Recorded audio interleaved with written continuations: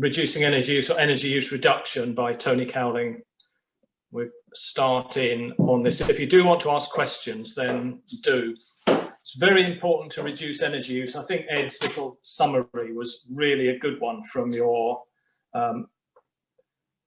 strategy document, and that very nice paragraph that he had. And I think that waste in all its forms is a bad thing, and oil and gas are running out. I'm not so worried about leaving coal in the ground, but I think oil and gas should remain in the ground, and it's much better to use those things for making pharmaceuticals or insulation, and burning them running about in our cars or keeping our houses warm is a very foolish thing to do with those resources. The real cost of those resources is how much it costs to put them back, not how much it costs to get them out.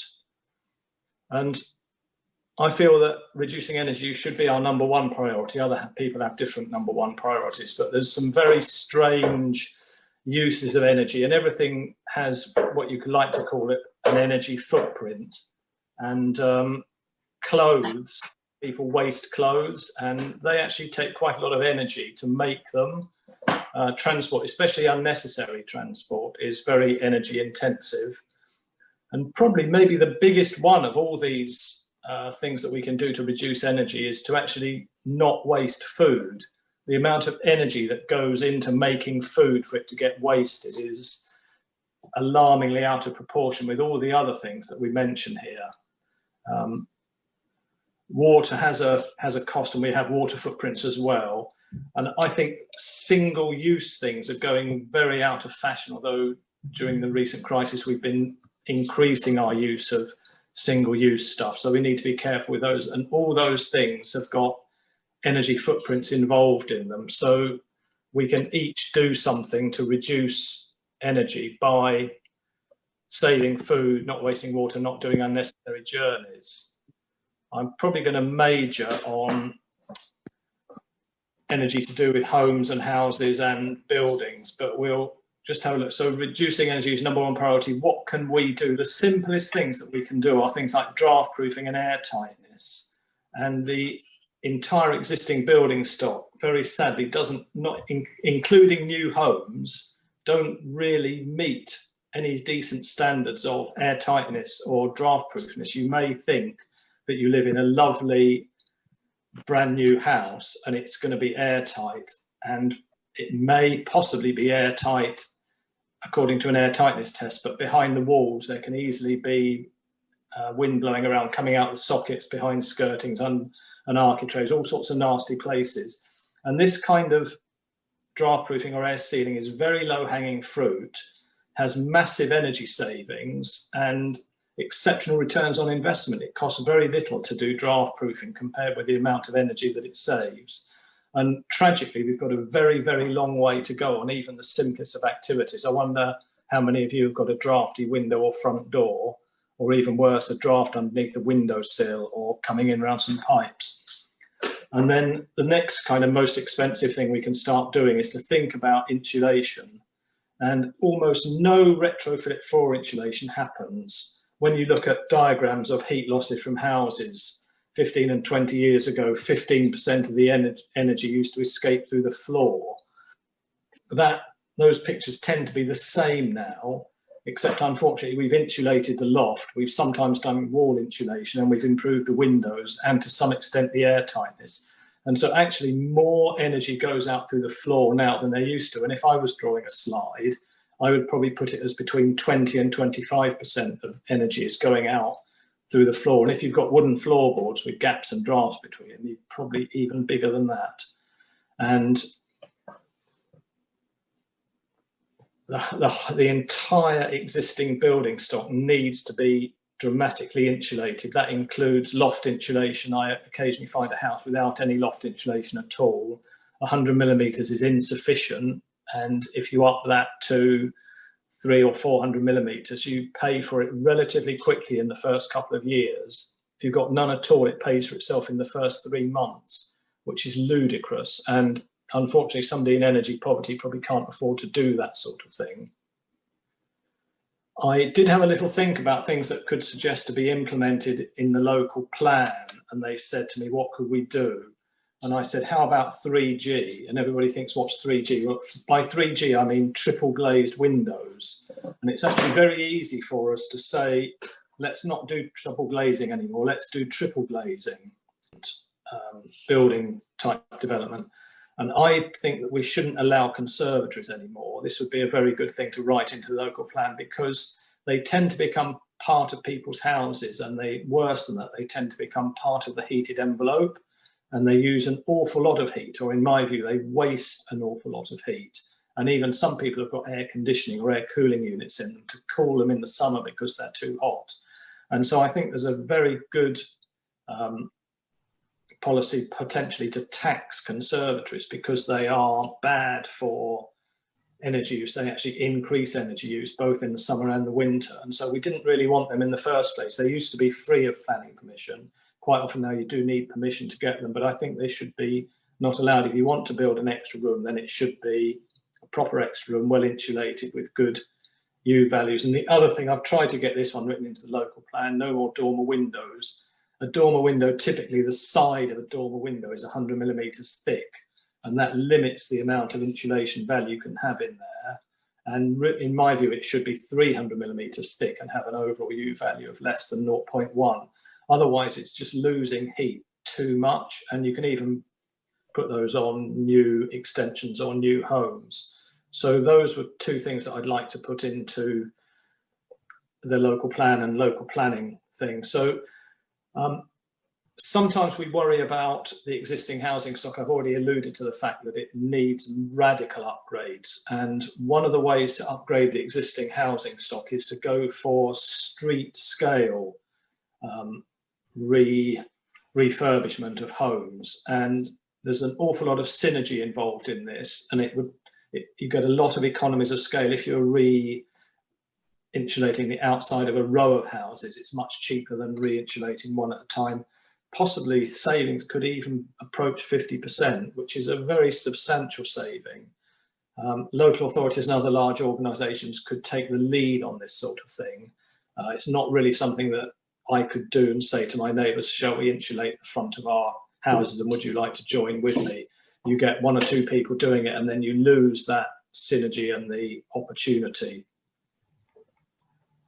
In terms of the economics of doing it, potentially you could get down to half price for external wall insulation, for re-insulating the roof, because you haven't got to join up, and you can go and do a whole row of houses. You need effectively one set of scaffolding. Probably you'd have 5 sets and move it down the street, but it becomes very economic for a contractor to come in, and he knows he's going to do a whole street of external wall insulation, which is one of my favourite sports. I think everybody should do it. And then re-roofing. Each time you do a single roof on a terraced house, you've got 2 abutments to next door. And it costs almost as much to do that joining up as it does to do the whole of the rest of the roof. And so when you do a whole street, it becomes very easy to re-roof. Re-roofing is not always necessary, but it doesn't half make it a lot easier to do proper insulation if you re-roof. And even when I'm talking about re-roofing, I'm probably talking about putting in 200 millimeters of insulation in the roof, or 300 millimeters, and then new roofing. So you're actually raising the level of the roof, which again is a planning thing. So regulation, there's a regulation in the building regulations which is called Part L1B, and this says that if you do more than 25% of an element of a building, in other words, if you do more than a quarter of a wall, then you should do it to current building regulations, unless you can agree with the local building inspector that you don't need to do it because of some reason it's a listed building or you can't afford to do it. But this law, basically nobody knows about it. Every time a house is re-roofed, the loft insulation should be upgraded to modern standards. Every time a property is re-rendered, it should be externally wall insulated, and not just replace the render, but replace with render and insulation. And there's almost no enforcement of this, and it's almost never adhered to. If you ask a roofer, do I have to insulate my loft when you re-roof my house? He will say no, because he doesn't know that he has to, or that it should be done. And it's quite worrying, or probably all this stuff drives through to say this is helping with climate change, but none of it's actually happening. it's in the regulation, it's in the law, it's supposed to happen, but it never does happen. It sort of worries me that it never happens, but I think in Reading I know of one instance of a roofer being stopped and told you've got to insulate that roof, and that's in like probably 25 years of being interested in that.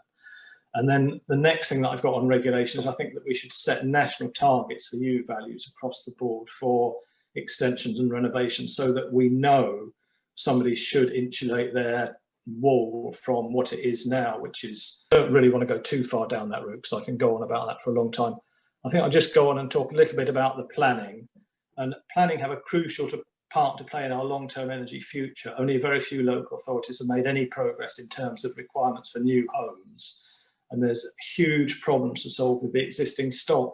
And it's a really, really difficult problem. I'm really pleased with Reading. They've just given planning permission for a redevelopment, a refurbishment of existing flats and building new social housing units down Coley Way, where they're going for effectively passive house ideas and notions, so very low energy use, very well built, very well refurbished. And that with passive house, they do a pre-construction assessment, a during construction checks and balances to make sure it's being done right. And very interestingly, they do post-construction assessments.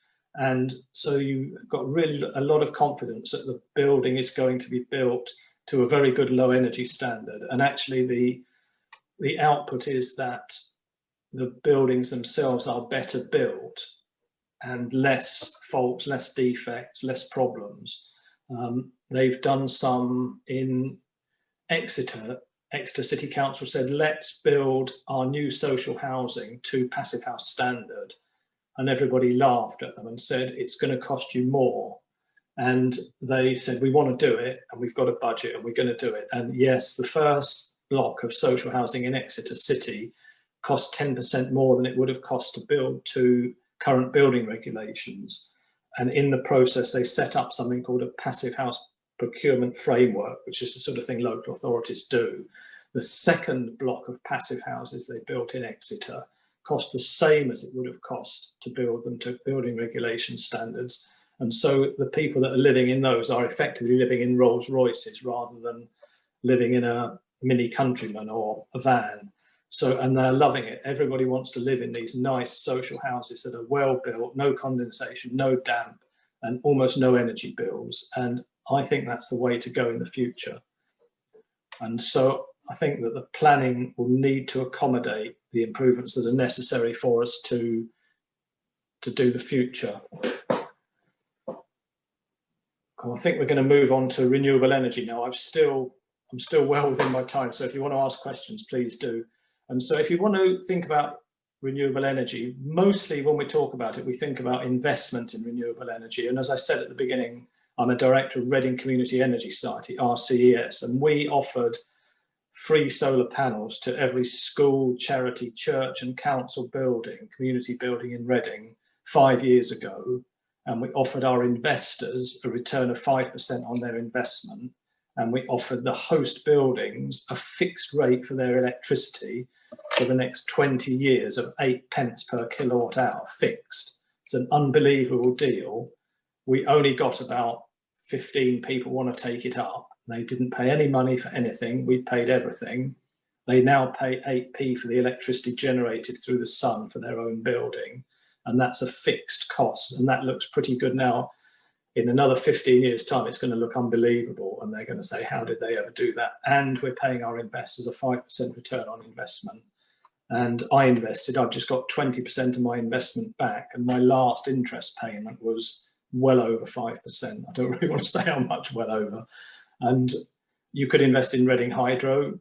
Sorry, you're too late for that. The investment's full and we're going ahead. You could invest on your own solar. You could put solar panels on your own roof, and you would really struggle to get between 2 and 4% return on your investment. You would not get your capital back. It doesn't seem to go into the value of the house, although I would like to think it did.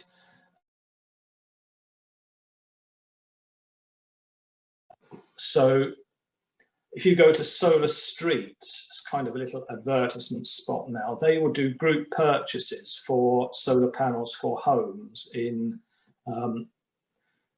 basically pretty much any town in the south of England, and they will come and put solar panels on your roof, 4 kilowatts set up, £4,000. You pay the money and you get the return, and that actually works out as a higher return than the possible 2 to 4%. If you went to somebody local, they would probably want £6,000 for that same system. So I've got high hopes for solar streets, and that scheme is economic, has a nice return on investment, especially with interest rates so low. So I still probably advise investing your money. If you want to invest for renewable energy, it's a very good 4.5% is a very good return. Wasting energy, I have a big problem with people who've got windows open, or at least I used to before coronavirus. Windows open and the heating on is such an awful thing to do. Why are you paying for a warm radiator and then open the window? And there's a bit of a conflict now with coronavirus. It's actually better to have the windows open, otherwise you might catch it. Ventilation is incredibly important for coronavirus. I'm not getting it. I'd like to see a lighting directive which says something about lights left on at night. Please don't leave all the lights in your office block on all night for whatever reason. If you think it's security, if you think it's advertising, it's waste, and we don't want to do it. And overly bright lights, there's far too many lighting in shops that I would consider to be overly bright. It almost hurts your eyes to look at them. And so we call this dimming. You can dim it down, use less energy. And then another thing that winds me up alarmingly is lights left on during the day, especially outdoor lights. Why do we need outdoor lights on during the day? And a lighting directive would be really good. I'll tell you the story about New York, where if a shop leaves its doors open in the winter, a parking warden can come along and give them a $100 fine for doing so. And if he catches them a second time, the fine is $1,000. And so nobody in New York leaves their shop's doors open in the winter. And I think that's a really good thing. I've written to Reading and said, please, can we do it in Reading? And they said, sorry, we're not prepared to take it on, which is slightly sad. So summing up, I think that we should all head for a low energy future, reducing energy use. And this should be number one priority. Don't waste energy. Using what we must use as efficiently as possible. And I have a little bit of a problem with your thing that says use it more efficiently. There's a very subtle difference between using energy as efficiently as possible and using energy more efficiently. You can use a lot more energy more efficiently and you still use more energy. If you use what you need as efficiently as possible, use less energy. So it's kind of me playing a little bit with words, but I feel it's really important to be as efficient as possible and not necessarily more efficient. Heat pumps can be 600% efficient if it's a water source heat pump, but you could still finish up using more energy than you used to use before. If you turn it up warmer, if you just use it on more often and on higher temperatures. And we should increase the amount of renewables generation that we have. So I love doing renewables. I don't know whether we want to stop now or whether I've got one more slide that I can do after this about thermostats, but I save time. Then if you want to look at stuff, then you can look at readinguk.org/draftbusters. There's a lot of useful information in there about how to draft proof your home. Some of the things that I worry about are internal soil and vent pipes in a casing, linked to the loft, linked under your bath, and possibly linked to the utility room or under the kitchen sink, and cold air can blow down it.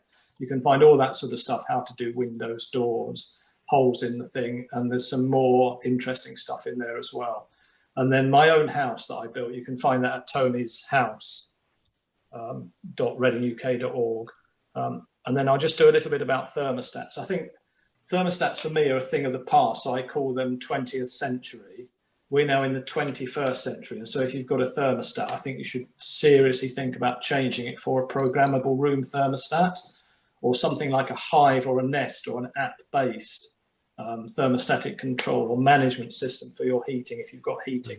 I don't need one of these things, so I haven't got heating, but if you have, then programmable room thermostat can wake you up in the morning with your house at 18 degrees centigrade instead of 21, which you might have on the thermostat at the moment. And in so doing, you save 30% of your heating bill during that period. So it's well worth thinking about doing. And then during the day, you can program the house to be cooler if you're not in. When you come in the evening, if you're rushing about, I don't know what you're doing, like active, then 18 is fine. When you sit down in the evening, yes, by all means, go for 22. And then overnight, I quite like it if people set it down to 14 or 15 so that if it's very cold at night, it does come back on again. And that's kind of a lifestyle thing. It does use more energy, but comfort is one of the important things. And then if you want to sit with me and have dreams and aspirations, dream about life without heating, that would be a very big energy saving move. So I think thanks very much for listening. I hope I haven't told too many stories. I've tried to stick to the point, and I'm sure you've got questions and I'll try and answer them now. Thank you. Great. Thank you very much, Tony. If you're possibly unscreen sharing, we've got a number of questions in the chat. Yeah. Obviously, Tony's happy for people to shout out their questions as well. So please go ahead if you'd like to. I'd just like to start with a personal question actually on various things we bring into our home where manufacturers ask us to keep them on continuously 24 hours. Yeah, I really hate things that are left on all the time. Like I've got no problem turning my printer off. I've got that similar ink thing. I just turn it off when I want to turn it off and turn it on. It stays off for a weekend if we're not printing. I had a friend who used to go around all of his appliances and he'd cut the LED glow thing out of it, glow plugs, whatever they are, just snip them with pliers, take it apart, find it, snip it. Does reduce energy use quite a lot. And leaving things on, I think, is dire. Like our microwave's got a timer and a green screen, but it only gets switched on when we're using it, and we don't need a clock in there. So switching things off it's probably the number one thing you can do for saving energy is switching it off. And that's so basic, but nobody really understands it. And a lot of us don't do it. Probably explains why my internet's so slow as well, because I switch it off sometimes and leave it away. But it's switching off is number one. Probably the next biggest thing you could do is when you boil the kettle is don't boil more than you need. In other words, fill up the cup or mug, tip it in the kettle, boil it, tip it back out again.